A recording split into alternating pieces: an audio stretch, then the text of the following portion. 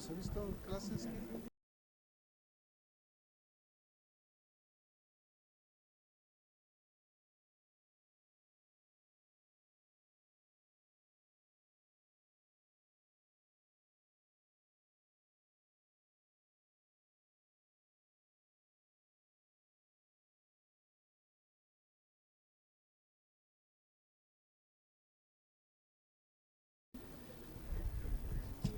Buenas tardes todos y todas. Gracias por su presencia y sobre todo también por su espera en este ambiente un poco cálido. Hubo unos apagones que están fuera del alcance, su solución de las personas que nos asisten en el seminario. Hicieron todo lo posible y ya lo consiguieron, afortunadamente. Estamos aquí, entonces, como un segundo seminario de parte del Centro de Investigación Científica Serendipia, que ya los conocemos hace un par de meses, me parece, estuvieron aquí. Ahora hay otros dos miembros más de este centro de investigación que nos van a explicar precisamente algo que es muy interesante: si la biología hablara en el lenguaje de la física. En los cursos que llevamos aquí en la escuela, si extrapolamos un poquito los resultados que nos enseñan, pues todo es física. Si vamos con los de SIC y los demás, finalmente es física. Entonces, y claro, matemáticas ahí atrás. Es interesante este centro, y brevemente me permito presentarle a los ponentes. Hoy no son cuatro, fueron la vez pasada, me parece que sí, ahora solo son dos. Y primero permítanme presentarles a Abraham Eliud Santamaría Peregrino. Él tiene una formación de QVP. ¿Qué es QVP? Químico, bacteriólogo, parasitólogo. Ok, gracias. En inmunología. Candidato a doctor en ciencias en inmunología, docente del curso de hematología básica y clínica de la Escuela Nacional de Ciencias Biológicas del IPN, coordinador de divulgación científica y formación académica del Centro de Investigación Científica Serendipia, AC. También, por otra parte, tenemos a Neivi Lisset Pérez Eguía, que tiene una formación de QFB con especialidad de análisis clínicos, estancia internacional en el laboratorio de patobiología acuática en Turku, Finlandia, estudiante de maestría en ciencias e inmunología, coordinadora ejecutiva de proyectos del Centro de Investigación Científica Serendipia, Asociación Civil. Entonces, bueno, se divide esta sesión en dos charlas.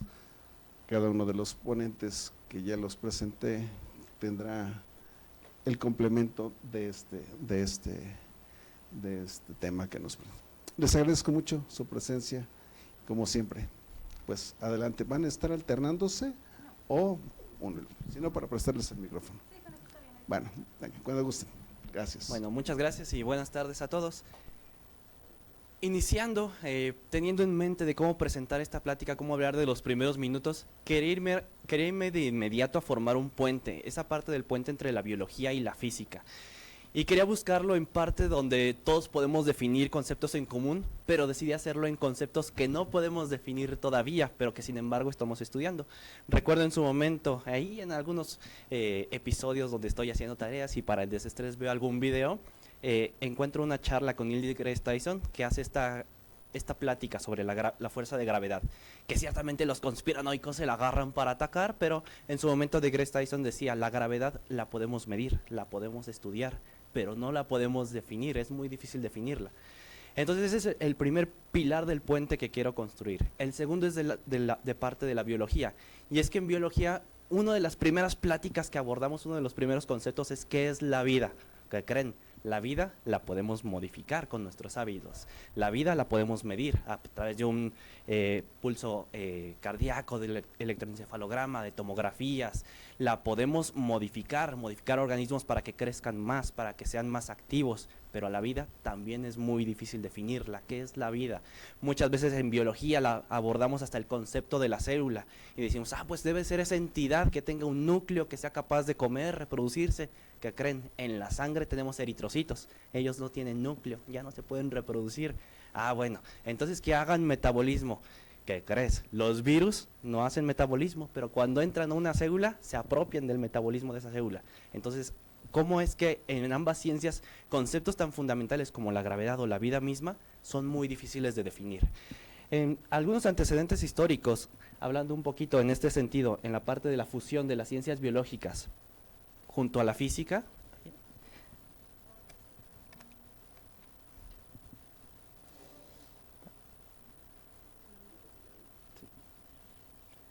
creo que se estaba en la pantalla.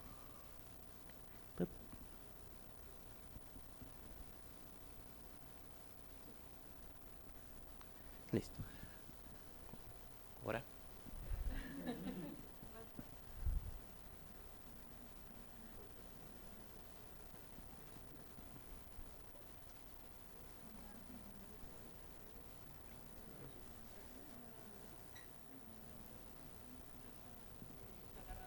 Está agarrando señal.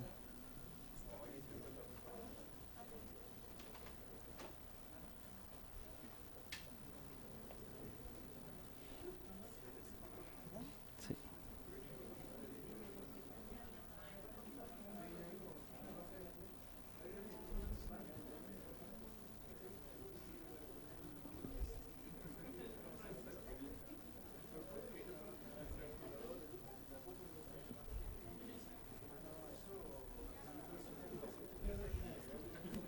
Listo.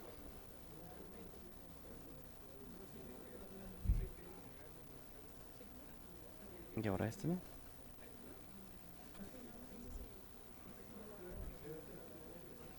Ahí está. Listo, retomamos. Algunos de los conceptos donde se ha estudiado esta parte de la fusión entre la física y la biología, y me gustaría encaminarlo constantemente más y más hacia los avances médicos, los podemos ver en algunos estudios que se han ido realizando a nivel histórico en conceptos muy sencillos y que tal vez incluso hemos visto en películas, que vamos a reparar casi en el segundo apartado de inmediato en esas cuestiones.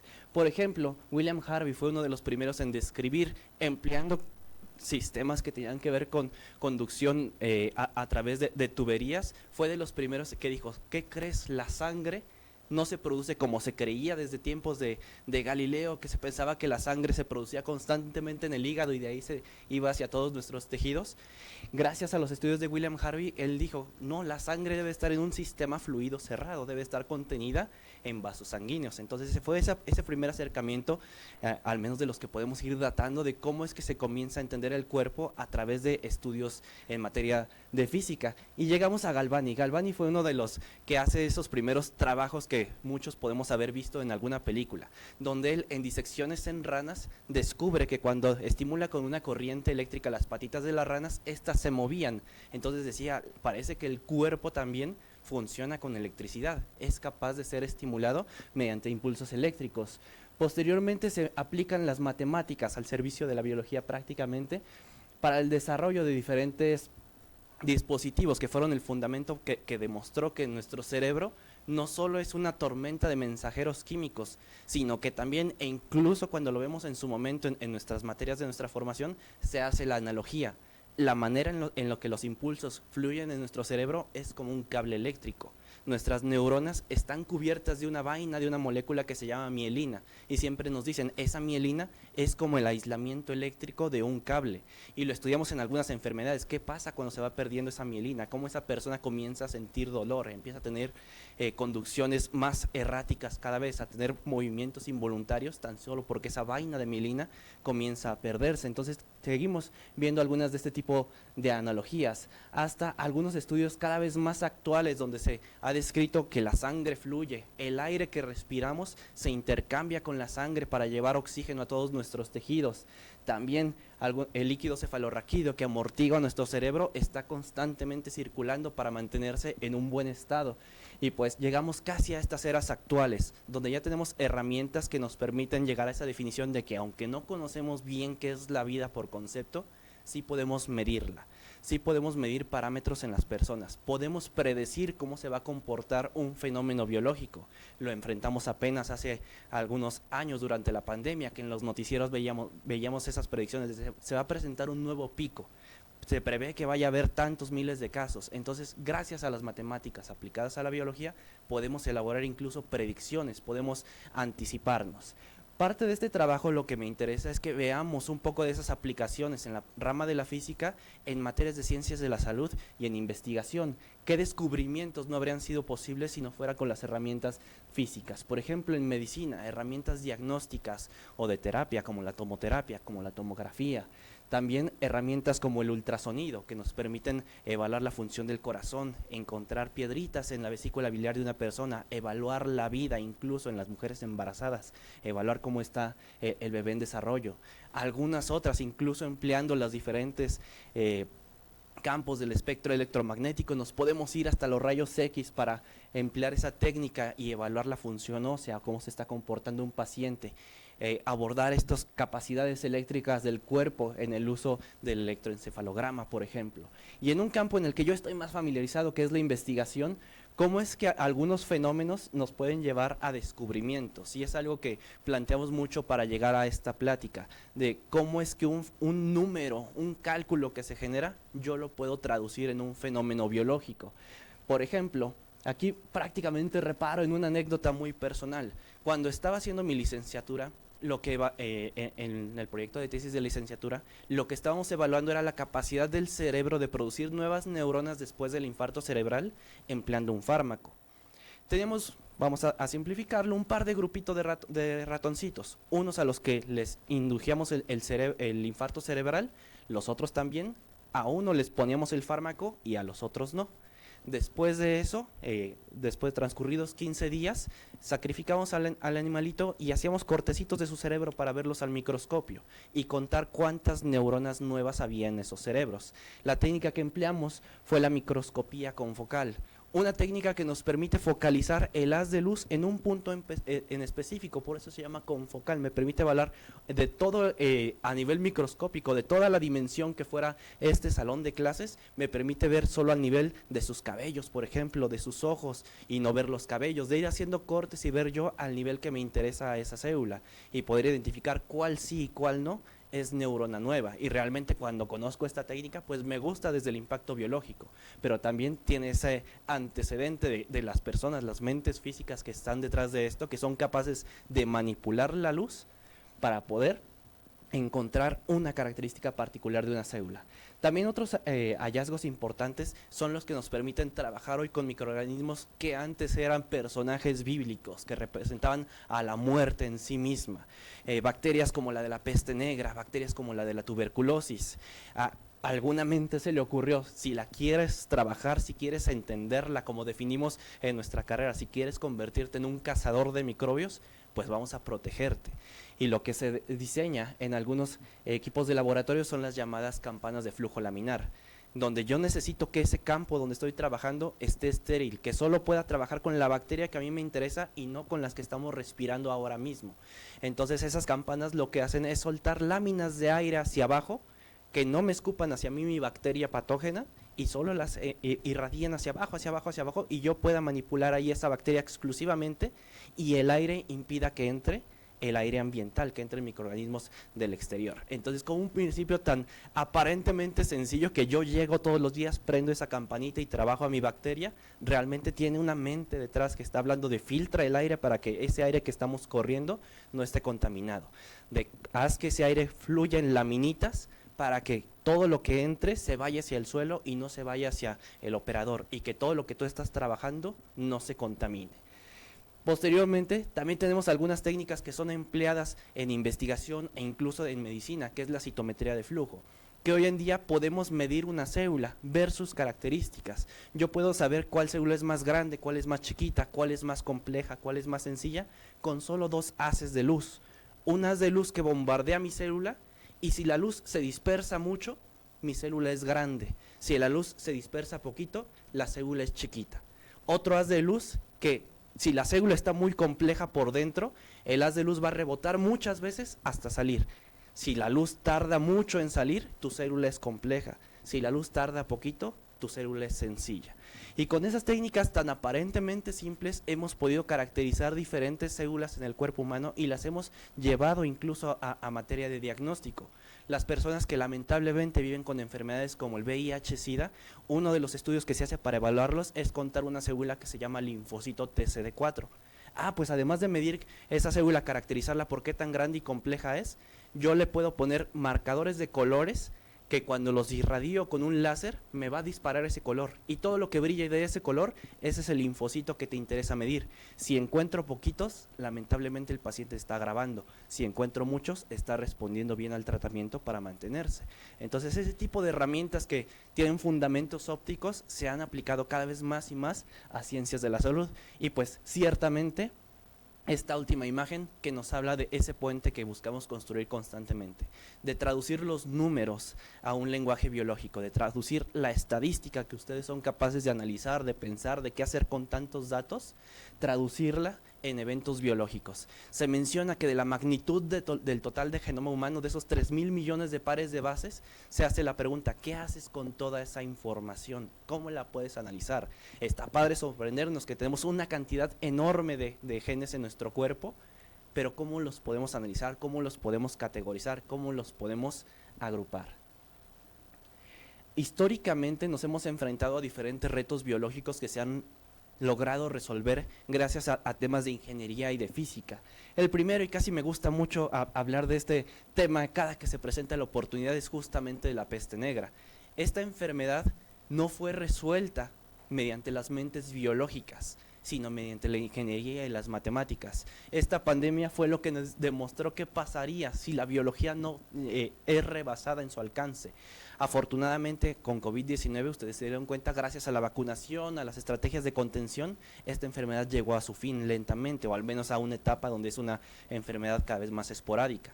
Pero en el caso de la peste negra, esta pandemia terminó porque la bacteria ya no tenía a quién más infectar, porque la bacteria ya había infectado a tantos, que ya no podía diseminarse al ritmo que lo permitía. Estaban muriendo más personas de las que se estaban infectando.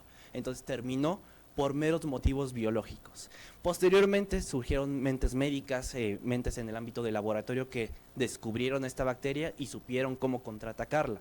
Pero en la parte donde entra esta ingeniería, estas matemáticas, para saber cómo se propaga una enfermedad, surgió la pregunta tan sencilla, el médico e incluso la frase tan no risoria, porque no quiero que sea una falta de respeto hacia el médico, sino en la parte de hacia dónde se magnifica el uso de estas ciencias físicas y matemáticas, que menciona, un médico tiene una capacidad en su vida de salvar a miles de personas, pero un físico matemático puede salvar a millones. Esta frase viene en el sentido de que cuando los médicos, los personales del laboratorio, descubren que esta bacteria se puede controlar tan fácilmente como lavándonos las manos, disponiendo las aguas residuales, pues surgen naturalmente fenómenos como el alcantarillado, como el desarrollo de agentes químicos para podernos lavar apropiadamente las manos. Entonces, el impacto del médico, sí, descubrimos esa enfermedad, se descubrió cómo atender esta enfermedad, pero el impacto de física, matemáticos e ingeniería es cómo podemos hacer que a largo plazo esto no se siga presentando. Posteriormente, en décadas que sucedieron a estos eventos, nos fuimos acercando a descubrir lo microscópico, lo que antes pensábamos que eran espíritus que nos habitaban, que una enfermedad era un castigo, que no podía haber un ser tan diminuto que pudiéramos denominar como vivo, fue descrito gracias a las técnicas de microscopía. Los primeros microscopios que fueron desarrollados ni siquiera tenían el objetivo de descubrir a las células. La persona que desarrolló el primer microscopio era un contador de telas, que contaba el número de hilos que había por milímetro cuadrado de tela, y gracias a sus lentes para ver la calidad de las mismas, se dio cuenta de que ahí, en lo que estaba observando, en gotitas de agua, en saliva, en gotas de lluvia, había seres que se estaban moviendo. Fueron los primeros hallazgos de hay un pequeño universo allí. Entonces, gracias a los avances de diferentes científicos, llegamos a descubrir ese pequeño universo. Cada vez nos vamos acercando más a estas aplicaciones en materia de física, cuando se descubre que la célula también es una máquina energética. Y es una máquina energética que llama demasiado la atención estudiar. Por ejemplo, a nivel inmunológico, esa célula que se acuerda de los microorganismos, que nos dicen vacúnate para que te acuerdes del microorganismo, y ese mismo microorganismo no te vuelva a infectar, o si te infecta la enfermedad te dé más leve, es una célula que se llama linfocito. Tiene esa capacidad de generar memoria, de acordarse, pero para producir un linfocito se requiere un gasto, y dicho entre comillas, ahorita desmitificamos eso, un desperdicio de energía. Todos los linfocitos que produzco, lo que quiero es que yo identifiquen algo que no es mío. Por ejemplo, mi playera verde. Entonces sale un linfocito que identifica playera verde. Ah, no, ¿sabes qué? Te tienes que ir porque puede ser una célula autoinmune. Sale un linfocito que ve mi playera y dice, ah, no, ok, no la ataco. Pero ve el ventilador y se aloca, y el ventilador no me está haciendo daño. Ah, ¿sabes qué? Tú eres un linfocito hiperreactivo, te vas a ir porque le vas a provocar alergias a este paciente con el más mínimo contacto con algo. Solo el linfocito que puede identificar algo que yo no tengo puede sobrevivir. Sabemos al día de hoy que de todos los linfocitos que se producen, solo el 5% sobrevive. Y tenemos millones de células, y para fabricar cada una de ellas se hizo un gasto energético enorme. Y entonces se menciona, ¿para qué tenemos esa célula que es un desperdicio energético? Pero pues evolutivamente la tenemos porque es la que se acuerda. Es la que de esos poquitos que logran salir son los que se van a acordar de aquello que nos infectó. Continuando hacia una evolución más presente en toda esta materia, les comentaba en algunos antecedentes que hacia las décadas de los años 1870 se fue descubriendo que el organismo funciona también con electricidad, y es cuando se empiezan a desarrollar conceptos que nos permiten medir el cuerpo y usar esos conceptos eléctricos del cuerpo para empezar a representarlos en materia de salud, para interpretar esa actividad eléctrica del cuerpo en salud, con el desarrollo del electrocardiograma, por ejemplo, del electroencefalograma, o incluso con dinámicas de fluidos poder medir la presión arterial de las personas, traducir los fenómenos físicos a interpretarlos como esta persona es saludable, o incluso predictivos. Cuando la presión está elevada, esta persona está en riesgo de enfermedades cardiovasculares. Empezamos a traducir los fenómenos físicos del cuerpo en herramientas terapéuticas y en herramientas de diagnóstico. Y llegamos a algunos de los fenómenos que son de los más conocidos en materia histórica, porque empieza a retomar bastante auge en materia cuando buscamos dar esa, no dignificación, sino reconocimiento hacia el impacto de las mujeres en la ciencia, que es descubrir nuestra biblioteca personal, es decir, el DNA donde almacenamos nuestra información, gracias a los descubrimientos de Rosalind Franklin, que fue quien hace estas fotografías, quien consigue interpretar estas fotografías de difracción de rayos X para descubrir que nuestra molécula de almacén tiene una forma elegante, tiene una forma de doble hélice, como el cordón de un teléfono, que es capaz de compactarse tanto para caber en el interior de cada una de nuestras células, para llegar a la era más moderna, donde ya todas estas técnicas nos han permitido hacer un diagnóstico cada vez más puntual de las personas, con técnicas computacionales, con técnicas de rayos X, con técnicas como la tomografía, con terapias como la tomoterapia. Y todo esto nos mantiene hacia una invitación de qué es lo que viene después, qué es lo que viene en la era actual, en la medicina del presente y hacia el futuro, donde se menciona, la vida ya la podemos no definir, pero al menos sí a tener una concepción inmediata como un sistema caótico. Somos un sistema que está constantemente consumiendo energía, y se menciona en física, el cuerpo humano obedece muy bien a la segunda ley de la termodinámica. Consumimos tanta energía porque mucha la estamos perdiendo, mucha la estamos irradiando. Somos un sistema caótico, somos un sistema entrópico, un sistema que es capaz de autorregularse, y además que la vida hoy en día es moldeable. Podemos modificar los hábitos de un individuo o de una sola célula para que se comporte como deseamos cada vez más. Y contamos actualmente con diferentes herramientas en materia de física, como la medicina nuclear para el diagnóstico más exacto de los pacientes, herramientas de laboratorio, como les platicaba, las técnicas de microscopía, herramientas como la resonancia, las tomoterapias, la bioinformática, sobre todo la estadística, para ir traduciendo estos fenómenos en actividades o en conceptos numéricos que nos hablan de los fenómenos biológicos. Este par de imágenes son generadas prácticamente en mi tesis que estoy estudiando actualmente, donde lo que evaluamos es que en circulación tenemos unas partículas que se llaman vesículas extracelulares. Si la célula la concebíamos como lo más chiquito, si la célula fuera este cuarto, la vesícula extracelular es la flechita de ruta de evacuación. Eso es lo que ya podemos estudiar hoy en día, una partícula tan pequeña que ya no solo nos habla de la magnitud de la célula, sino de las capacidades tan pequeñas que es capaz de producir. Esas son fotografías que gracias a microscopía electrónica de transmisión pudimos generar para observar, pues no por vez primera, no soy el primer autor que lo hace, pero para observar a pequeña escala cómo son esas vesículas que estamos produciendo, en este caso que están produciendo personas que tienen tuberculosis. Cuando obtuvimos esas vesículas, además las destruimos para ver qué tenían en su interior, y mediante técnicas como la espectrometría de masas caracterizamos qué proteínas hay en esas vesículas y cómo se relacionan con la enfermedad del paciente. Esta es toda la lluvia de esas proteínas que encontramos en estos pacientes, que las representamos en un mapa que nos habla de cuáles están interactuando entre ellas, cuáles son los fenómenos biológicos que están alterados en una persona. Y también con esas técnicas de óptica, empleando citometría de flujo, pudimos medir cada una de estas vesículas y ponerles nombre, poder categorizarlas dentro de las poblaciones de vesículas, ya sea como microvesículas o como exosomas.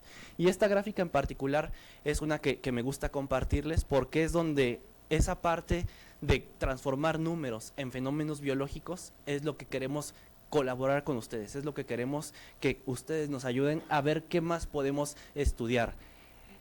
Cuando tuvieron a presentar, me mencionan, me dedico a la parte también de la docencia, y en la parte de la docencia también hay fenómenos que son muy bonitos desde el punto de vista físico, pero que a veces por la dificultad que tenemos ustedes y un servidor de hablar el mismo lenguaje, hablar el lenguaje de las matemáticas, hablar el lenguaje de materia eléctrica, de materia física, de gravedad, de fuerzas, me cuesta bastante a veces traducirlo a mis alumnos, pero son algunos conceptos que son muy atractivos. Por ejemplo, los grupos sanguíneos.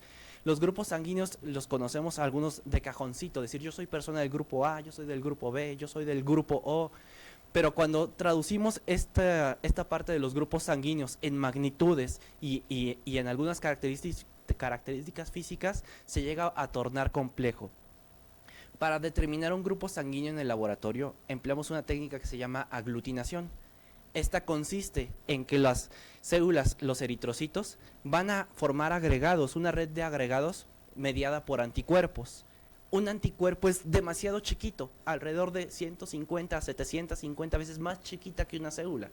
Y usualmente cuando hablamos de aglutinación nos representan que ese anticuerpo se va a unir con una parte del eritrocito.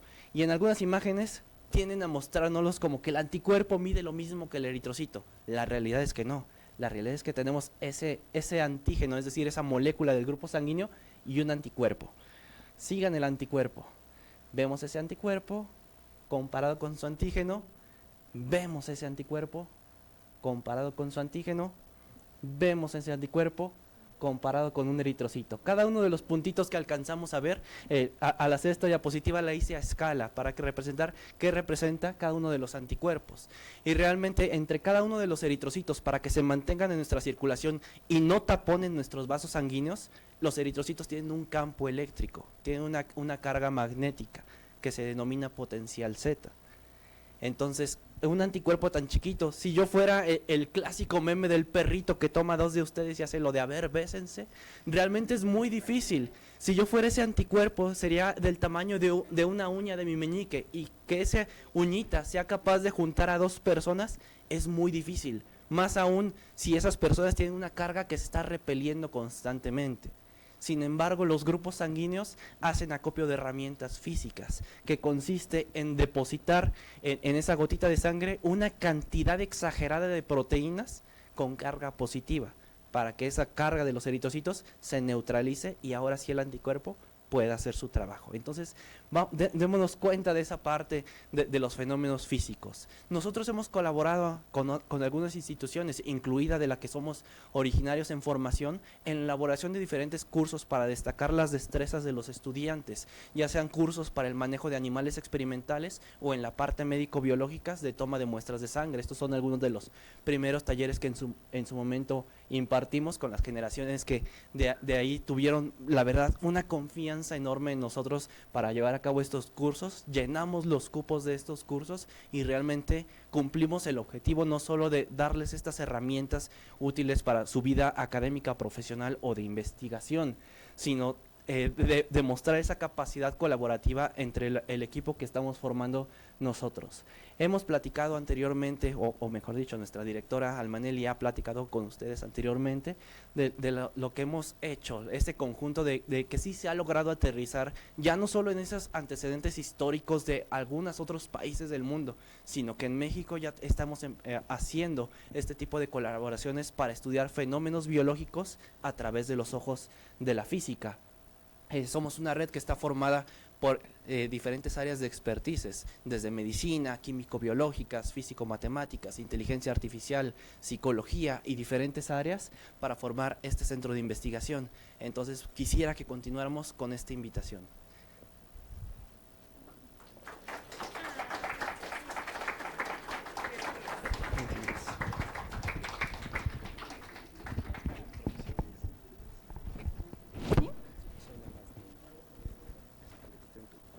Ok.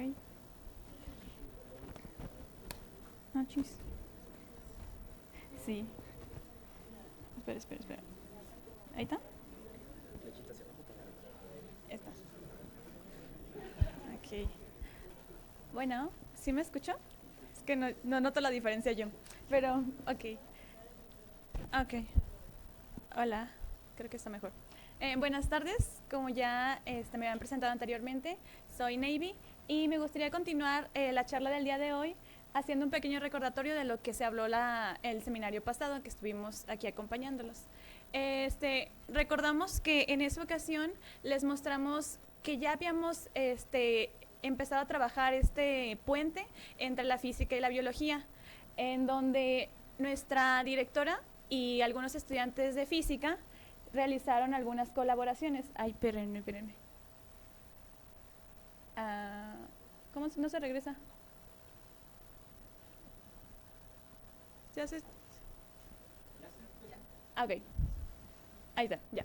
Ok, entonces, en un inicio, este encuentro pues fue complicado porque sabíamos, o bueno, podemos llegar a pensar que la física y la biología son lenguajes muy distintos, prácticamente difícil de comprenderse el uno al otro.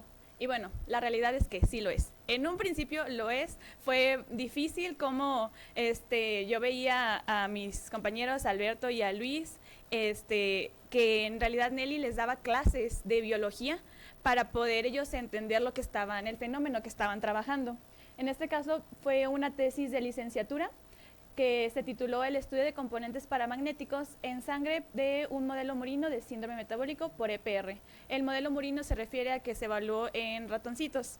Entonces, bueno, en base a esfuerzo y colaboración entre biología y física, pues se lograron obtener resultados muy interesantes, que posteriormente, pues también tenemos una colaboración a nivel posgrado. Con uno de sus ex compañeros, si lo conocen, Luis, no me acuerdo su apellido. Okay. Se acaba de titular, ¿no? Ajá, hace poco fue su defensa. Entonces, pues también él realizó una colaboración en donde se obtuvo un proyecto titulado dos nuevos protocolos para la detección de proteínas por EPR, fluorescencia inducida e inmovilización sobre nanopartículas de oro. A lo que quiero llegar es que, pues bueno, sí es complicado, pero realmente podemos abrir nuevos mundos y nuevas líneas de investigación cuando trabajamos en colaboración la física y la biología. Si bien para nosotros como biólogos también es complicado cuando tenemos ese primer contacto con ustedes, por ello es que creemos muy importante hacer esta, ¿cómo se dirá?, introducción de nosotros como biólogos a la física y de ustedes como físicos a la biología. Por eso se ha planteado crear un curso en donde nosotros podamos introducir a ustedes como físicos en esta área, en donde se formaría una brecha, un puente que llamamos nosotros física biológica. Esta intersección busca, no sé cómo, ahí está. ¿Cuáles serían los beneficios de tener de formar esta colaboración? Pues en primer lugar podemos decir que unificaríamos el lenguaje entre las ciencias biológicas y físico-matemáticas. Esto nos permitiría colaborar constantemente para poder obtener nuevos conocimientos. En segundo lugar, buscamos generar e interpretar datos desde diferentes enfoques. Esto me parece muy interesante porque nosotros obtenemos muchos datos que la verdad es que no sabemos cómo manejarlos. Es una cantidad de información que, por ejemplo, en mi caso trabajo tejidos, bueno, no es cierto, células betapancreáticas.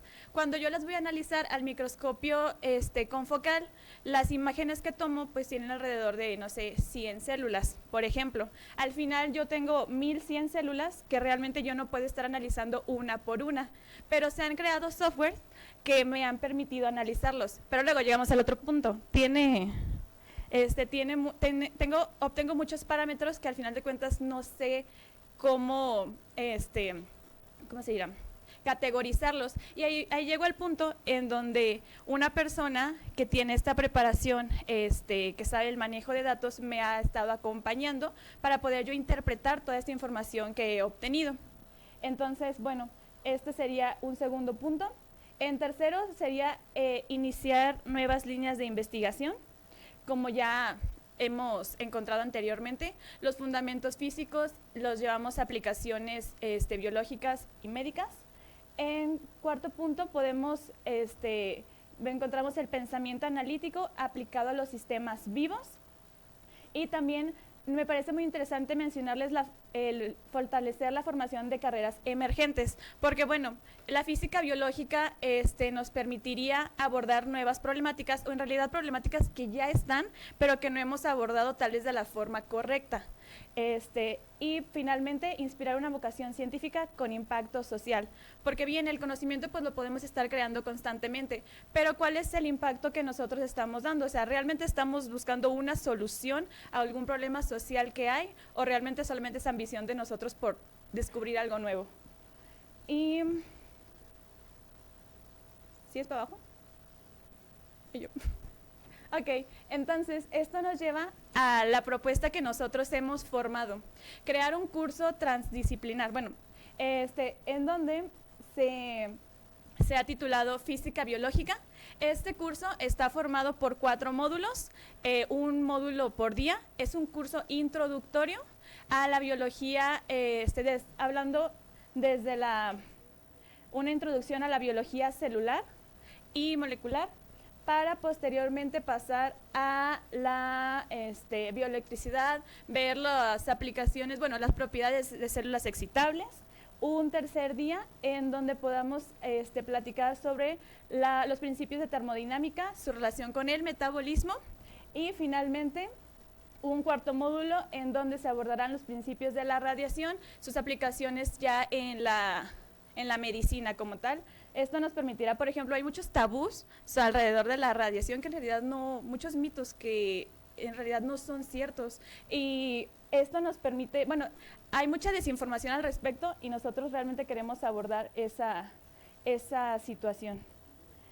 Entonces, hablando de forma más particular los temas que se abordarían en este curso, en el primer día, el módulo de introducción a la biología, pues comenzaríamos hablando sobre qué es la vida. Ya mi compañero Eliud les platicó un poco que en realidad no hay un concepto definido sobre esto, sino que esto va dependiendo de lo que estemos platicando. Así que en realidad es más bien un concepto, un debate filosófico. Pasando luego por el tema de la evolución del concepto de la vida, la organización de la materia hasta los organismos, las macromoléculas de lo que estamos formados, proteínas, carbohidratos, lípidos, ácidos nucleicos. También abordaremos el concepto del dogma central de la biología. Tengo entendido que ustedes en su formación de licenciatura, bueno, no sé si todos en la misma formación, pero al menos en física no llevan materias de biología como tal. Entonces los conceptos, por ejemplo, que Eliud les estuvo platicando, que los hizo muy digeribles, ¿sí los entendieron? Y yo, ¿qué tal es? Porque es que justamente esa es la idea del curso, porque pues como se han obtenido ya trabajos de colaboración, pero en un inicio fue muy difícil, este tipo de cursos nos haría estas colaboraciones aún más fáciles de lograr si ya tenemos un antecedente, un conocimiento previo, porque pues física, ustedes estudiaron una licenciatura, no sé, 4 o 5 años, y a lo mejor vimos biología en la secundaria, a lo mejor más, no lo sé. Pero bueno, sí, vimos biología en la prepa, pero son conceptos que si no los practicas, uno no los va a recordar después de años. Entonces, es muy interesante. Bueno, este día es muy importante porque nos recuerda todos los principios básicos de la biología celular y molecular. Entonces, después de eso, pasaríamos a estudiar el DNA, RNA, genes y expresión génica. Todo esto retomando conceptos como el código genético, el almacenamiento y herencia de la información. Posteriormente hablaríamos sobre las células y organismos procariotas, que son las bacterias, y las eucariotas, que son las células de animales, plantas, etc.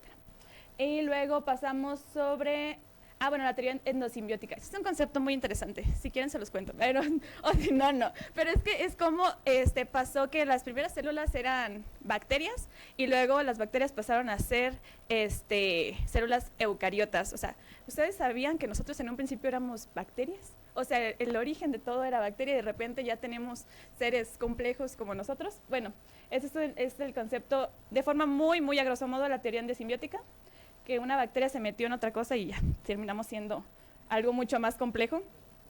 Y luego tenemos el ciclo celular, mitosis y meiosis, hablando de eucariotas. Y finalmente, mutaciones y cambios epigenéticos en el DNA, que los cambios epigenéticos pues es realmente el cambio en la expresión de los genes, pero sin modificar el DNA. Entonces, son conceptos que a lo mejor les suenan muy complicados, pero en realidad la idea es que con este curso introductorio se entienda. Entonces, después del segundo día pasaríamos al módulo de la bioelectricidad, ya un poco más adentrándonos en la física, pero con conceptos biológicos. En primer lugar, retomaríamos el tema de la estructura celular, cómo es que están formados desde la célula eucariota, sus organelos, conceptos como electrolitos y presión osmótica, los canales iónicos. Después pasaríamos a las células excitables, como son el miocito y la neurona, conceptos como potencial de membrana en reposo, la expresión de la membrana celular y potencial de acción. Finalmente, pasaríamos a los órganos, que sería la electrofisiología del corazón, el sistema de conducción y la aplicación que ya tenemos, que es el electrocardiograma. Finalmente pasamos con la electrofisiología del sistema nervioso, su aplicación que le hemos visto, no le hemos visto, y espero que, no sé si se han hecho algún electroencefalograma. Nelly llegó a la escuela después de hacerse uno, y es incómodo, de tantos cables que te ponen en la cabeza. Y el tercer día, vamos a, no se cambia el liut, ya se cambió. Ok, ahora sí vamos con más física. Empezaríamos con las leyes de la termodinámica, ley 0, la primera ley, segunda y tercera ley. Posteriormente, concepto de la energía libre de Gibbs, que incluye las reacciones espontáneas y no espontáneas, reacciones reversibles y no reversibles, y luego catalizadores biológicos. Esto nos daría pauta para ingresar al siguiente tema, que es la cinética de Michaelis-Menten. Esto ya es un poco más de enzimología, en donde hablamos de las enzimas son catalizadores de reacciones. Entonces, para entender esto tendríamos que trabajar en base a los conceptos de reacciones de primero, de segundo y de tercer orden, los factores que afectan la función de estas enzimas y la inhibición enzimática, cómo es que también podemos inhibir estas funciones, estas reacciones. Finalmente, un concepto muy complejo, las rutas metabólicas, hablaríamos de la glucólisis, beta-oxidación y fosforilación oxidativa. Estos solo son 3 rutas que son las más conocidas, y finalmente la síntesis de proteínas. Para el último tema del día sería la eficiencia energética y los sistemas complejos. Entonces, el cuarto día ya es, ahora sí, más física como tal. De hecho, el responsable de este módulo está haciendo su maestría justamente en física médica, y trabaja con todos estos. Entonces, el primer tema es la radiación ionizante, la segunda, interacción de la radiación con la materia, el tercero, detectores y principios de radioterapia, la protección radiológica y ejemplos demostrativos. En esto no me pregunten, por favor, porque yo de verdad esto es mucha física para mí, pero estamos trabajando justamente en con mi compañero Alberto para poder dar esta explicación, y justamente va con ejemplos demostrativos de todo, de la protección radiológica, etcétera. Ahora, ¿qué información al respecto sobre esto? La fecha. En primer lugar, está planeado para mediados de julio, entonces es en un mes y medio más o menos, 2. La sede del curso, como ya comentó mi compañero Eliud, hemos impartido al menos hasta la fecha 2 cursos. La sede en este caso fue la Escuela Nacional de Ciencias Biológicas, entonces ya tenemos una colaboración ahí. Pero también estamos en pláticas para que sea la sede en la Escuela Nacional de Medicina y Homeopatía, que está aquí cerquita, más que nada porque pues estamos ofertando que sea más cercano a ustedes. Y bueno, las personas responsables de impartir este curso son, en primer lugar, la directora del centro, que es Nelly, aquí presente. En segundo lugar tenemos al licenciado en Física y Matemáticas, actualmente está estudiando su maestría en Física Médica en la UNAM, Alberto Gutiérrez, su servidora, y el maestro y casi doctor, Eliud. ¿Qué otras cosas al respecto? Eso, ¿verdad? Bueno, es un curso 100% teórico. Solamente el día de el cuarto módulo se pretende realizar algunas prácticas muy sencillas, pero sí, son 4 días de teoría, y el horario es vespertino, más que nada para que no se cruce con las actividades matutinas, clases, etcétera, de nuestros docentes y también de los estudiantes. Y como último recordatorio e invitación para que nos sigan en nuestras redes sociales, este es nuestro Facebook, el QR lo pueden escanear, y el Instagram, para que pues se siga, ahí se va a estar compartiendo información sobre este curso, para que estén atentos, se puedan inscribir, etcétera. Y pues aquí estamos para cualquier duda, comentario sobre el día de hoy. Si quieren, pueden empezar con las preguntas.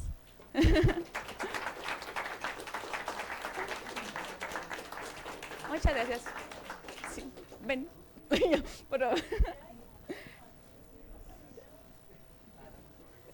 ¿Cuál es tu pregunta? ¿Preguntas? Lo que quería empezar aquí atrás. Pues no se ven las preguntas atrás. Nelly, ¿quieres pasar para que estés con nosotros con las preguntas? Por fin, ahorita. Sí. Buenas tardes, gracias por la charla. La primera es, ¿cómo es el registro? Cálmatelo. ¿Cómo es el registro para ese curso? Y la segunda es si dentro de su asociación se han estado planteando bueno, entiendo que como va empezando, probablemente no es tan avanzado como la ingeniería genética, pero si se han planteado tocar más a fondo el dilema ético en esa parte. Ok, bueno, en primera, a tu primera pregunta, muchas gracias. El registro lo pueden hacer mandando un mensaje a las redes sociales, o si quieren de una vez, aquí podemos guardar su información, pero podría ser en las redes sociales mandando un mensaje, y ya nosotros nos comunicamos con ustedes sobre más información al respecto. En segundo lugar, ¿a qué te refieres con el concepto de ética? Bueno, el profesor Eliud comentó algo así acerca de que estaban tratando de acercarse más a lo más microscópico, ¿no? A intentar modificarlo de cierta manera para generar un beneficio. Algo así comentó. Me refería en esta parte, por ejemplo, con lo que hicieron de traer al lobo que estaba extinto a la realidad. Entonces, hablamos de que vamos a ser capaces, tal vez en un futuro, de modificar nuestros genes para ser tipo superhumanos, pero esta ingeniería genética realmente solo va a beneficiar a personas con poder adquisitivo. Entonces, no sé si ese tema ético se esté como platicando en su asociación. Pues, esa parte me encantó. Realmente hoy en día ya disponemos de herramientas que involucran la modificación de microorganismos para nuestro beneficio. Ujú. Ejemplos de los más comunes e incluso que han roto esta barrera. Anteriormente, en el manejo de los pacientes con diabetes que necesitaban insulina, se empleaba insulina de cerdo y se necesitaban kilogramos de páncreas de cerdo para tener poquitita insulina. Hoy lo que se hace es que una bacteria que no es dañina para nosotros se modificó para que tenga el gen de la insulina humana. Es una bacteria que produce insulina humana. Entonces, en las personas que en su frasquito de insulina dice insulina recombinante, es eso, es una bacteria que fue modificada para tener esa característica. Y esta herramienta sí está disponible para la mayoría de las personas que nos están en hospitales públicos. En cuanto a la materia más particular justamente de dilemas éticos, como qué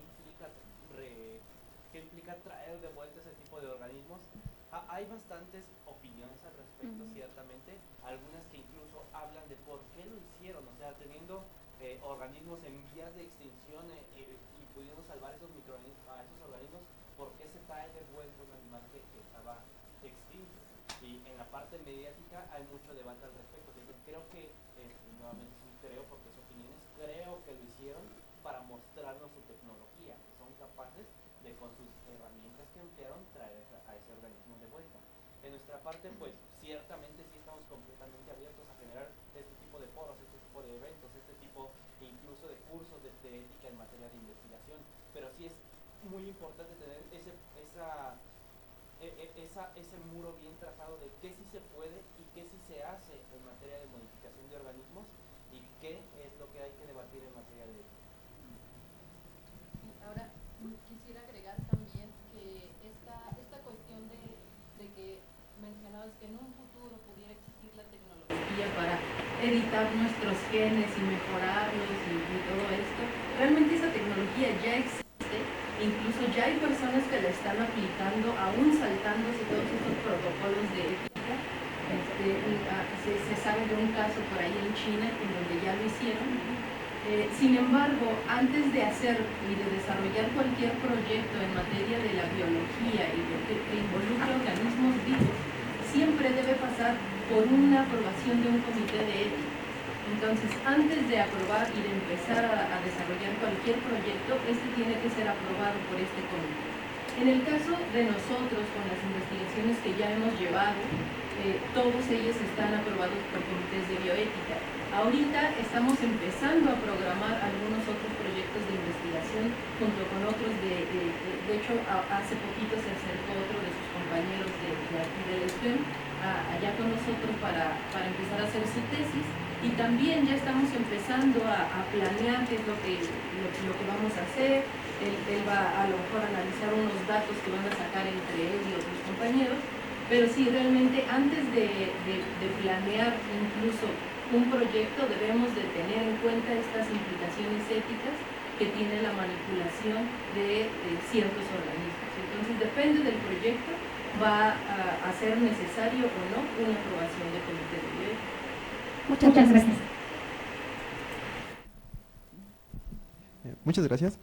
Mi pregunta es, ustedes que tienen más práctica en ese sentido, ¿cómo se hace realmente hablando para modelar cómo interacciona una membrana celular, por ejemplo, con otro tipo de objetos? O sea, ya que hablan, digamos, de esa interacción, al final son ecuaciones que tienen que cumplir, digamos, ciertas condiciones. ¿Cómo se haría para detectar cuál sería, por ejemplo, el potencial que podría estar modelando una pared celular? O sea, en la práctica se hace con datos, ¿es un pulso o cómo se hace, digamos, en la práctica eso? En la práctica realmente se han ido recopilando datos a lo largo de la historia. Datos que te hablan acerca de qué cargas eléctricas tiene la periferia de alguna molécula, como un aminoácido que es parte de una proteína. Entonces, dependiendo de esas cargas, uno puede saber que si tienes un aminoácido con carga positiva seguido de otro aminoácido con carga positiva, luego una neutra, uno negativo, y al sumar todas estas cargas, porque aparte los aminoácidos no son simétricos, ¿no? Tienen por aquí una rama para acá, otro de este lado. Entonces, los modelados matemáticos se hacen tomando en cuenta todas estas cargas, haciendo una suma y haciendo uso de las probabilidades, de la probabilidad y la estadística, para determinar cuál sería la forma tridimensional que en conjunto tendrían todos estos elementos o todos estos átomos en conjunto. Y además también se han recopilado datos de cómo se conforman las membranas o ciertas estructuras de las células. Por ejemplo, en una clase que nosotros teníamos allá en biológicos acerca de membrana celular justamente, uno de los doctores que estaba explicando esta interacción y esta dinámica de este organelo, nos decía, ¿ustedes creen que la membrana celular es un líquido o es un sólido? Y todos nos quedamos así. Y nadie le contestó, ¿no? Entonces llega un momento en que él nos contesta, bueno, la membrana celular es un líquido cristalino. Ustedes son físicos, saben que es un cristal, ¿no? Son estructuras que se repiten a lo largo y ancho de determinada área, ¿no? Entonces, más o menos la membrana celular está conformada por estructuras, se le llaman esfingolípidos, son unas moléculas que tienen una cabeza polar y un par de colitas que son no polares. Por conservación de la energía, cosas de termodinámica, lo no polar tiende a agruparse y lo polar se queda como en la periferia, ¿no? Entonces, debido a esas interacciones se pueden formar varias estructuras, micelias, que son unas bolitas, digamos, burbujitas, en donde por fuera la esfera tiene moléculas polares que permiten interactuar con un medio acuoso. Entonces, el agua es polar, entonces conviene que queden afuera, ¿no? Y adentro lo no polar. Existen muchas estructuras, la membrana celular es una bicapa lipídica en donde las cabezas quedan en contacto con el citoplasma, que es el interior de la célula, y en contacto con el espacio extracelular. Entonces, esto determina también qué moléculas pueden acercarse y no pueden acercarse a interactuar con esta membrana. Y si hay algunas moléculas que necesitan alguna carga especial para poder interactuar, entonces ya podemos estar pensando en que, pues si la membrana tiene características polares, entonces alguna molécula que yo quiero probar, no sé, como un fármaco que no tiene carga, necesito ponerle algo para que sirva como acarreador, para que ya con la carga que tiene la membrana pueda introducirse a la célula, ¿no? Entonces, va a depender del tipo de célula, de qué proteínas tiene en su superficie la célula, de qué quieras tú modelar para que se acerque o se aleje de la célula. Incluso hay tanto fenómenos que nosotros mismos tenemos en nuestro sistema inmune, como algunas características de ciertos patógenos que aprovechan este juego de cargas, ya sea para destruir a un patógeno o el patógeno para infectar una célula. Entonces, dependiendo de lo que tú quieras investigar, puedes hacer un modelado de proteínas en 3D, puedes hacer un modelado de una cinética enzimática a determinada presión, a determinada temperatura, identificar cuál es la concentración exacta de una enzima para que te catalice una reacción en la velocidad que tú quieres en una persona que tiene una temperatura de entre 36.5 y 37.5 grados Celsius. Dependiendo de qué tan complejo tú quieras hacer un modelado, va a ser qué tantos datos tengas tú que agregar a esta simulación. En Serendipia estamos haciendo ahorita un proyecto en donde buscamos hacer modelados, pero de cómo se comportan las enfermedades a lo largo del tiempo y cómo se aplican a nosotros a nivel personal. Si yo pudiera tener un registro de cómo he reaccionado a los tratamientos que me han dado desde que nací hasta que fui creciendo y ahora que soy adulto y luego cuando esté viejita, probablemente esos datos sirvan para que el médico pueda decir, pues mira, históricamente a esta paciente no le ha servido de los medicamentos que tienen en su grupo radical este elemento, entonces pues evito darle eso. Y esta medicina personalizada no se podría hacer sin personas que sepan analizar e interpretar correctamente los datos.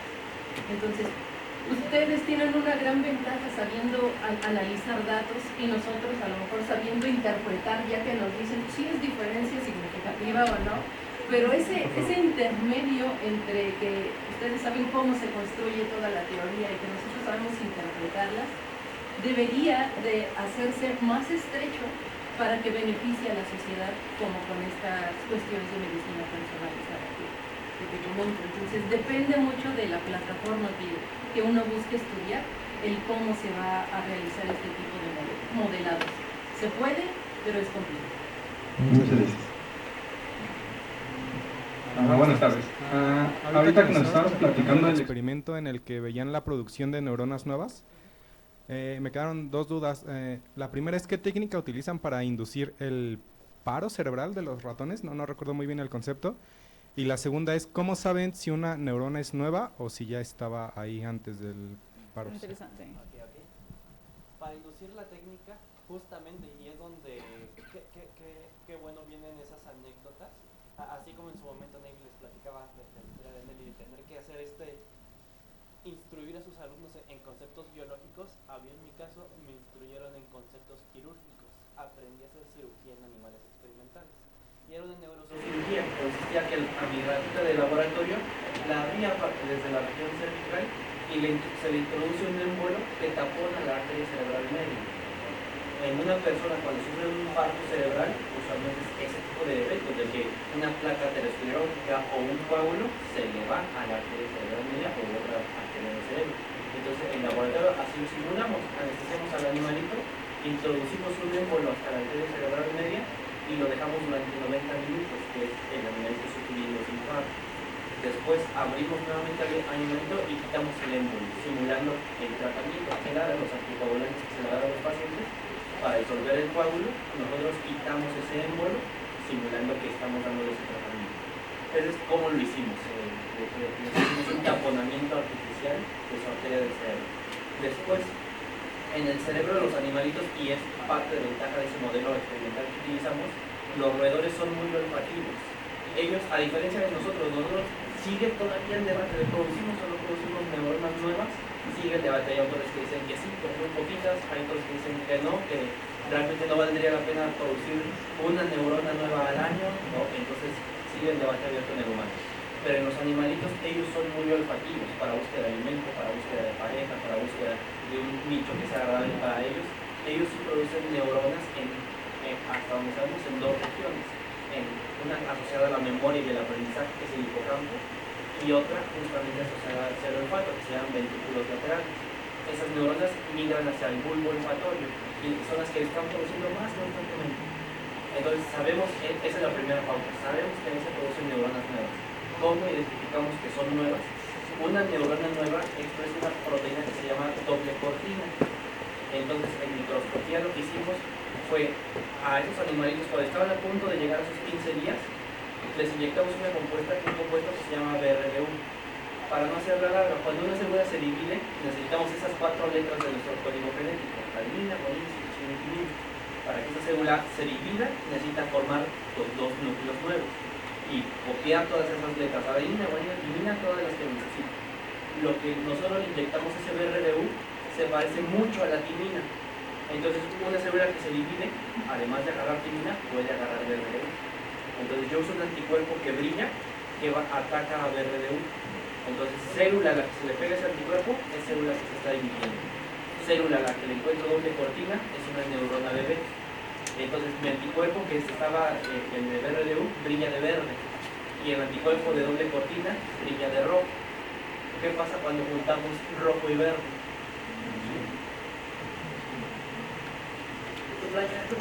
¿Amarillo? Las neuronas que yo veo al microscopio, las neuronas que yo veo de amarillo son las neuronas bebés. Esas son las neuronas nuevas.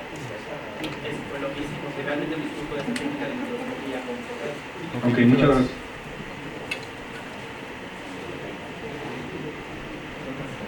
Sí, buenas tardes. Bueno, esas son 2 preguntas. Vi, creo que en la segunda lámina, tercera no recuerdo bien, una que decía que a lo mejor una forma de definir la vida es como un sistema abierto, ¿no? Termodinámico. Digo, es como una aproximación. Yo creo que a lo mejor no es correcto, ustedes mismos lo saben. No sé bien por qué no sea correcta, pero yo creo que es igual de complejo que en física querer definir la energía, por ejemplo. Hasta la fecha, ¿qué es la energía? Quien te diga que sabe qué es la energía, no sabe física, ¿no? Literal. Y es lo mismo, si un biólogo viene muy atrevido y te dice, es que la vida es esto, híjole, yo creo que vida está, yo creo que incluso más difícil, o sea, porque la biología, yo lo veo como el estudio de los sistemas complejos. No es lo mismo, a ver, ¿qué haces en física, por ejemplo? Uno estudia, por ejemplo, el oscilador armónico, ¿no? No es porque todo en la vida sea oscilador armónico, pero te da una aproximación de cómo se pueden comportar la interacción de varias moléculas ya como un conjunto. Por eso la biología, creo yo, que es un sistema muy difícil, o sea, a mí se me haría muy complicado meterme a estudiar cosas de biología teórica, no sabría por dónde empezar, sinceramente, se me haría como muy difícil.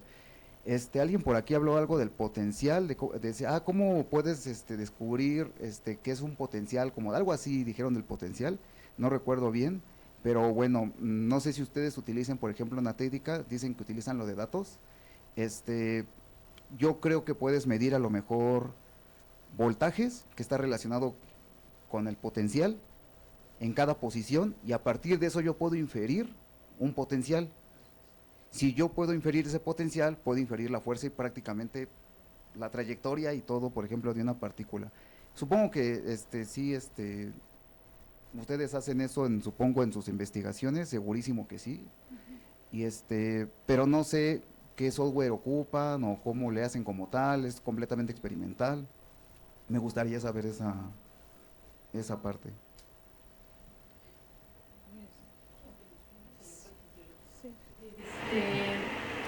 Sí, no, el hecho de decir que un organismo vivo es un sistema abierto, a lo que nos referimos es que constantemente estamos intercambiando materia y energía con el entorno. No es como tal una definición, lo dijo Eliud al principio, es hasta un debate filosófico, nadie puede definir qué es la vida. Entonces a eso nos referimos cuando decimos que es un sistema abierto. Sabemos que siempre estamos intercambiando materia y energía con el entorno. Ahora, en esta cuestión de electrofisiología, sí existen aparatos en donde nosotros podemos medir directamente con electrodos, por ejemplo, poner un electrodo adentro de la célula y otro en la membrana para medir la diferencia de voltaje y determinar el potencial de acción de la membrana.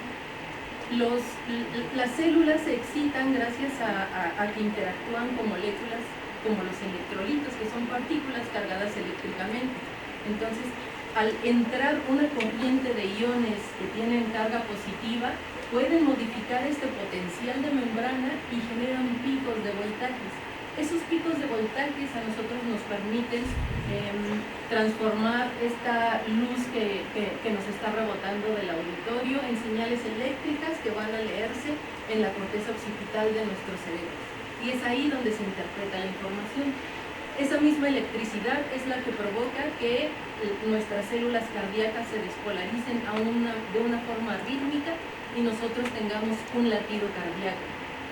Esa misma electricidad genera campos electromagnéticos que nosotros podemos medir poniendo electrodos en las manos y en un pie, y eso te va a decir que el vector que genera la fuerza del corazón con sus diferentes estructuras va hacia acá, ¿no? Y podemos medir la fuerza, y de hecho se hace de manera rutinaria en muchos hospitales, hacer un electrocardiograma, un electroencefalograma, electromiogramas, potenciales evocados, medir incluso el tiempo de respuesta que tiene un estímulo en llegar al cerebro. Y eso nos indica a nosotros si un paciente está sano o tiene alguna patología. Entonces sí, se ocupan este tipo de electrodos y medimos nosotros el voltaje de ciertos sistemas con aparatos que uno los puede comprar hasta por internet. Ni siquiera es necesario acudir así a lugares súper especializados. Ya los que sí tienen como que tener como mucha sensibilidad, como estos electrodos para células, sí ya es en lugares muy especializados de electrofisiología. En cuanto a cómo se interpretan, puede ser desde que el electrocardiograma tiene una agujita con algún papel termorreactivo y simplemente nosotros lo que vemos es cómo fluctúa la electricidad y cómo el voltaje aumenta o disminuye, y nosotros lo podemos traducir en aquí se contrajo tal ventrículo, aquí se despolarizó la membrana de tal, etc. Entonces, dependiendo de qué sistema estemos estudiando, voy otra vez, dependiendo del sistema, va a ser la estrategia que vamos a utilizar, que va desde leer una hojita que hizo un trazo con un bolígrafo, hasta ya tendremos que ocupar algunos programas como R, como Python, y saber lenguajes de programación para interpretar ciertos datos que nos arroja el equipo. Muchísimas gracias. Ya no quiero repetir eso.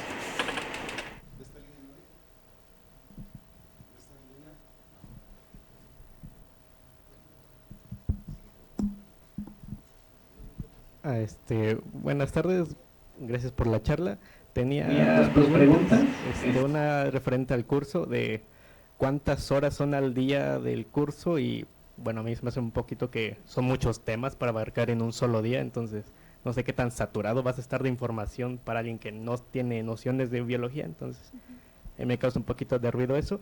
Y lo segundo es que si tienen otros proyectos dentro de su centro de investigación referentes a, no sé, ecología, geofísica, no sé, estudiar el problema de la resistencia bacteriana a los fármacos por culpa de los que se automedican, analizar las mutaciones de las bacterias y hacer modelos de evolución, algo así, no sé.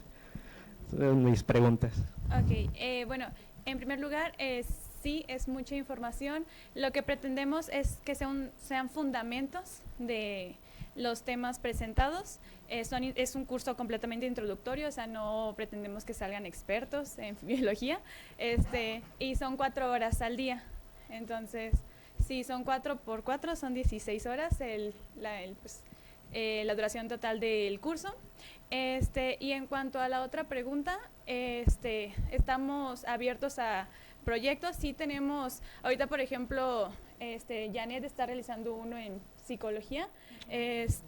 También, por ejemplo, el que ya mencionaba sobre la información de los pacientes, o sea, toda esta información, estos datos, cómo han reaccionado a los tratamientos, etcétera. ¿Qué otro tenemos planteado? Pues está ese que es más como de bioinformática, está de esta cuestión de psicología, incluso también estamos adentrándonos un poquito en investigación en educación.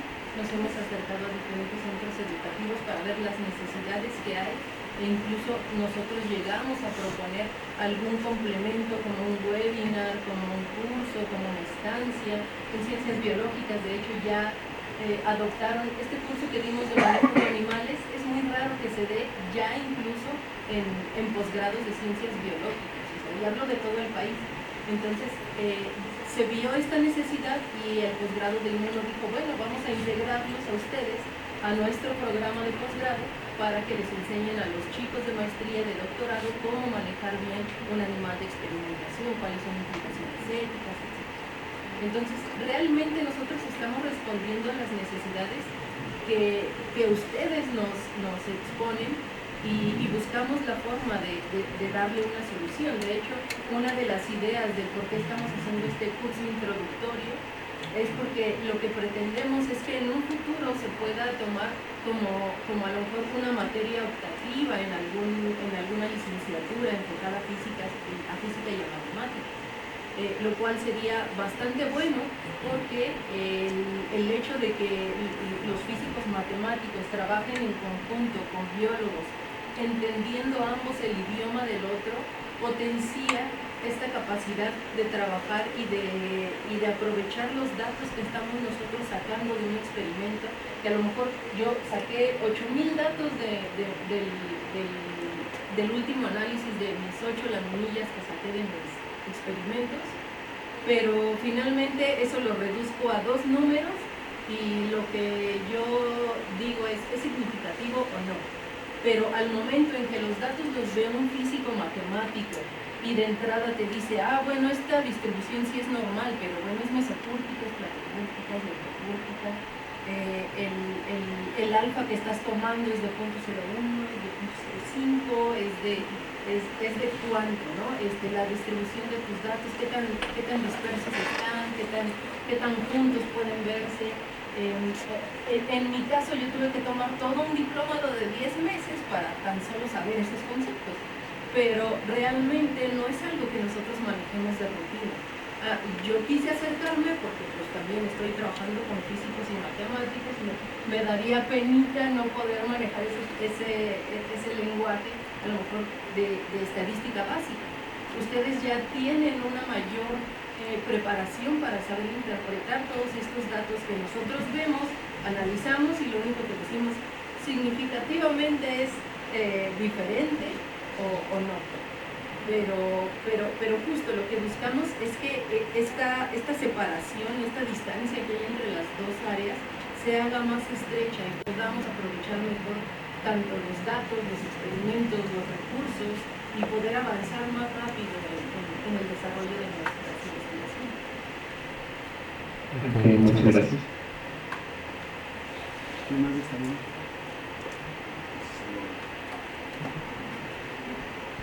Gracias por la charla. Mi pregunta, bueno, desde que mostró el maestro acá la lámina sobre los eritrocitos con campo eléctrico, me llamó mucho la atención saber cómo los eritrocitos o las células en general producen su campo, o sea, son partículas cargadas básicamente. Entonces me llama mucho la atención saber cómo se produce.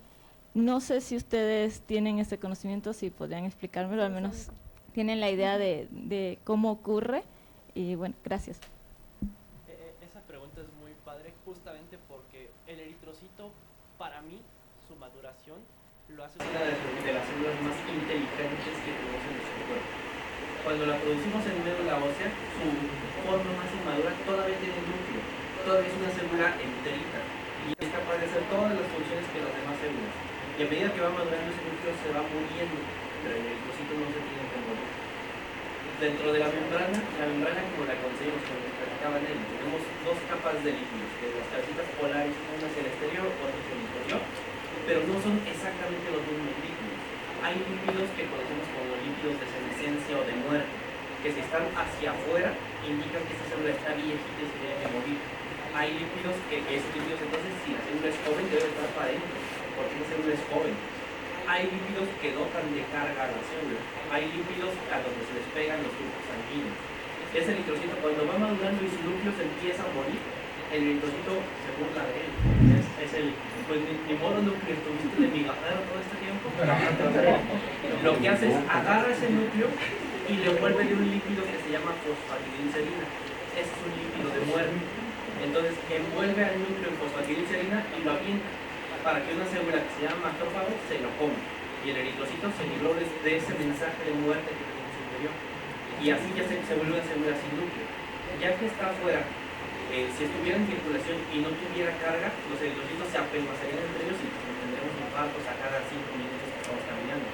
Lo que hace en su membrana es que tiene un carbohidrato que se llama ácido ciálico. El ácido ciálico tiene carga negativa. Eso es lo que dota de carga a las células. No genera, no es una célula como un músculo cardíaco que es capaz de generar sus óleos potenciales, de generar todo un impulso para contraerse. El eritrocito realmente está huequito por dentro, es un globito lleno de la molécula que la hace roja, de hemoglobina, para transportar el oxígeno, pero poco más. Él ya no puede dividirse, ya no puede ser otra cosa, pero necesita ser lo suficientemente listo para no pegarse y patronar. Y lo que hace es que en su membrana empieza a expresar mucho ácido ciálico para tener carga negativa y no pegarse entre ellos. Muchas gracias. Aquí como algo adicional, saqué mi tubito de electrolitos. Justo quiero hacer hincapié en este nombre, electrolito. Electrolito está compuesto de dos palabras, ¿no? Lo que es lito, que se refiere a una piedra, y electro, que se refiere a algo eléctrico. Entonces, a lo que se refiere es que hay pequeñas piedras minerales cargadas eléctricamente. Entonces, estas cargas, ya sean positivas o negativas, siempre van a tener una diferencia. Por ejemplo, el sodio está más concentrado en la parte de afuera de la célula que dentro de la célula. Lo contrario pasa con el potasio.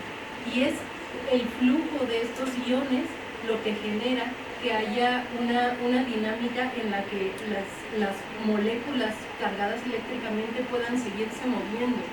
Mientras nosotros mantengamos el flujo de estas cargas eléctricas y de estas moléculas, que justamente incluso el hablar de receptores, que es una proteína, cuando llega una molécula y se une al sitio de unión, lo que provoca es que este entorno electrónico de esta parte de toda la proteína se modifique.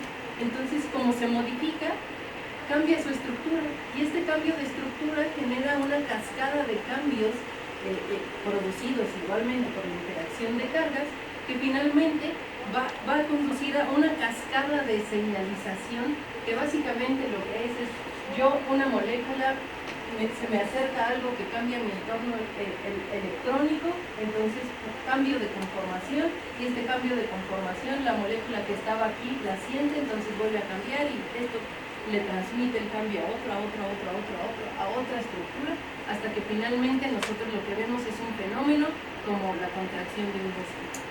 Entonces, es una mezcla de un montón de estructuras cargadas eléctricamente que interactúan entre sí de una manera ordenada, a lo que le llamamos homeostasis, que no es un equilibrio sino una tendencia al equilibrio. Son una serie de fuerzas que están en constante oposición, pero que mantienen un rango de normalidad a lo que le llamamos salud y lo que determina la vida. Cuando esta dinámica electromolecular se ve alterada en demasía, puede llegar a un nivel de entropía tan grande que la célula termina muriendo. Entonces, lo que nos dicen a nosotros en la biología es que cuando el ser humano llega a su máxima entropía es cuando muere. Entonces, es algo sumamente complejo, pero sí, o sea, básicamente somos un montón de moléculas cargadas eléctricamente interactuando con otras moléculas cargadas eléctricamente para mantenernos vivos. Hola, gracias por la charla. Pues algunos de los compañeros ya les han hecho preguntas bastante interesantes, algunas más existenciales, pero pues yo quisiera preguntarles, más que nada, pues esto es acerca de su opinión, pues ¿qué consideran que frena la ciencia en nuestro país? Ha quedado pues muy claro que la ciencia en México pues no está a nivel de otras regiones, como nos gustaría pensar. Entonces, pues ustedes que ya están trabajando en este centro de investigación, pues me gustaría saber su opinión sobre pues, qué cosas deberíamos nosotros de exigir que se cumpla para que pues, podamos nosotros tener como país pues, un mejor desempeño en ciencia, ¿no? Bueno, en mi opinión creo que uno de los limitantes que hemos tenido, las mentes científicas a veces son egoístas. Entonces, realmente siento que ese es uno de los puntos que nosotros queremos eliminar, porque realmente nuestro objetivo es colaborar, porque tenemos preparación en diferentes áreas del conocimiento y estamos encontrando proyectos muy interesantes con respuestas aún más interesantes. Entonces, ¿qué hubiera pasado si esto lo hubiéramos trabajado desde un inicio? Desde que estábamos en la licenciatura, aprendiendo a lo mejor un poco más de, no sé, por ejemplo, en este caso de física, estadísticas, pues tampoco yo no fui experta en esta materia cuando estaba en la licenciatura, y ahorita es algo que realmente necesito saber. Pero pues yo creo que ese es el punto, que somos egoístas en algún punto y tenemos que quitar esa barrera, porque tenemos que comunicarnos entre nosotros, saber las necesidades que tenemos, y si otra persona tiene esa preparación y me puede enseñar, pues yo realmente lo voy a aceptar. Entonces es uno de nuestros valores principales como centro de investigación, que quien tenga una idea pues no se sienta limitado por pues para empezar también, porque a lo mejor no hay recursos y dicen, o sea, no tengo dinero, no puedo comprar lo que yo necesito para realizar mi idea, pero pues también eso es parte de nuestro proyecto, que podemos aplicar a ciertas convocatorias para poder fondear nuestros proyectos y realmente pues que tengan aplicación también, porque pues lo que se decía, o sea, no solamente tener conocimiento por general, queremos que tenga una aplicación en el ámbito social, o sea, buscamos crear también soluciones a problemáticas. Entonces, pues, esa sería mi opinión. En lo que yo considero que ha retrasado mucho a la ciencia en particular, tiene que ver mucho con el alcance de las ideas y también con los expertos.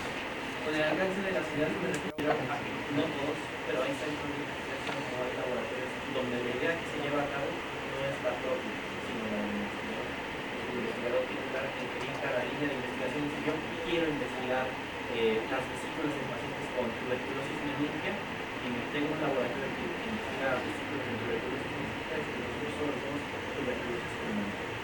Y ahí se limita la idea que existe, no todos los centros, pero no la idea que se efectúa es la idea del investigador principal. Y ahora, como es culpa del investigador principal, necesariamente, ahí es donde entra el punto, los recursos. A veces se tiene que justificar cuando se pide un presupuesto cada centavo en la punta de la pipeta, en el reactivo que vas a gastar, y en qué momento queda recurso para las ideas del investigador que las tiene acá. Muchas veces parte de esa solicitud de recursos va con el compromiso de justificar centavo a centavo en qué se va a gastar. Y siempre queda esa pregunta de ¿y en qué momento vamos a implementar las ideas nuevas? ¿En qué momento puedo pedir presupuesto para un proyecto que viene desde cero? Esa sería la justificación.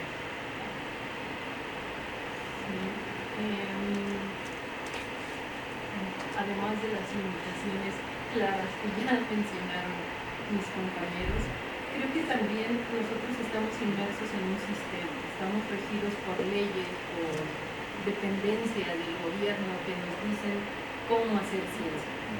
Entonces, el nosotros intentar irnos por la tangente fue una de las razones por las que creamos esta asociación civil. Serendipia nació a raíz de que estábamos observando todos estos problemas que había para el desarrollo de nuevos investigadores.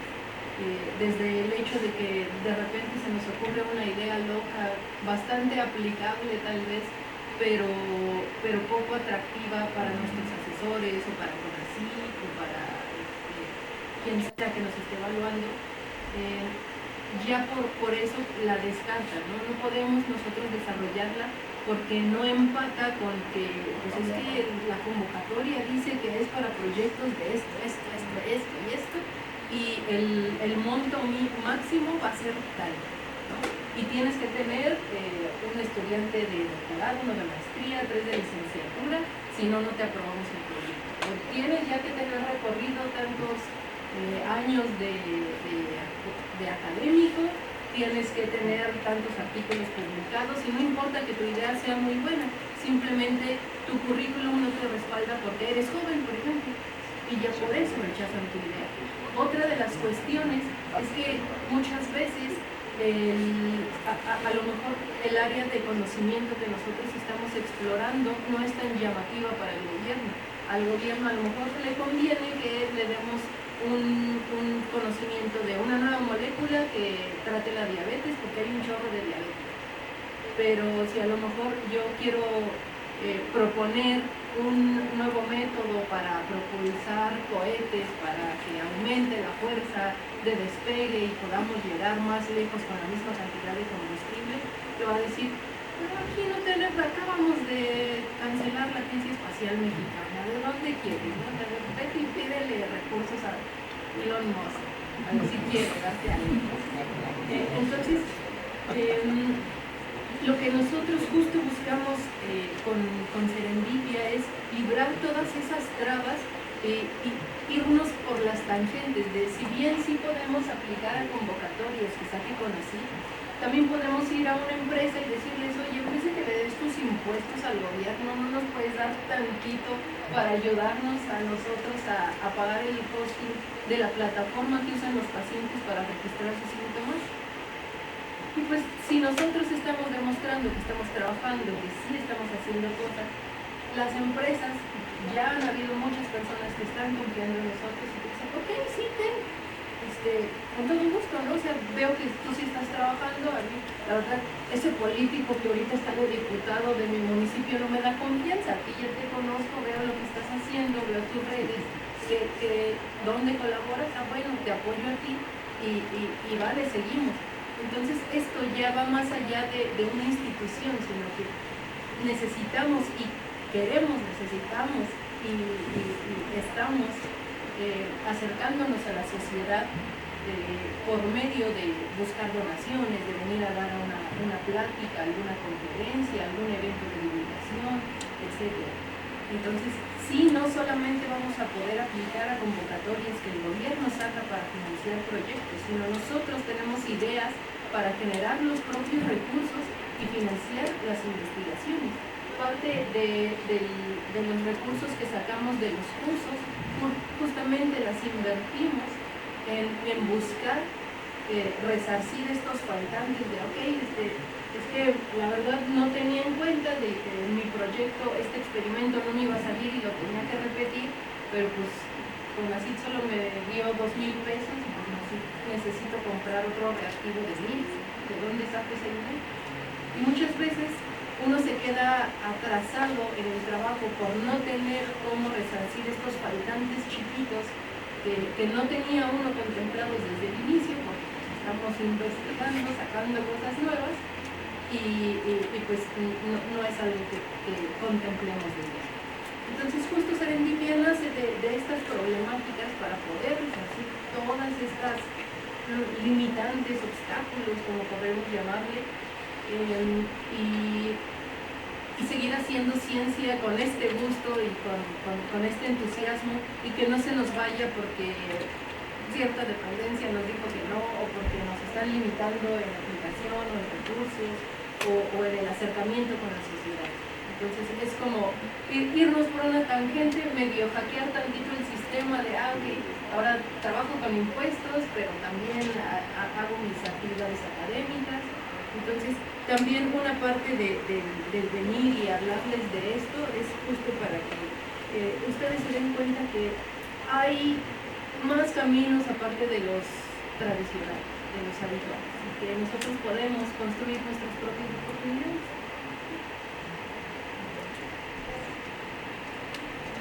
¿Tiene un costo el curso?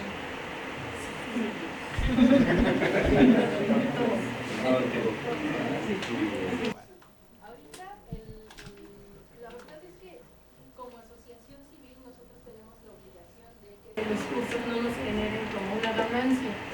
Entonces, los maestros que imparten los cursos donamos nuestro tiempo y las clases para que estos recursos se utilicen. En el caso de este curso va a ser el curso piloto, entonces siempre los cursos pilotos los mandamos todavía más baratos que como se supone que deberían de ser, aún con el descuento. Entonces este curso va a tener un costo total de 800 pesos por los 4 días. Pero solo ya después. Ya no va a ser el piloto, ya va a ser. Aprovechen el primero. Agradecemos una vez más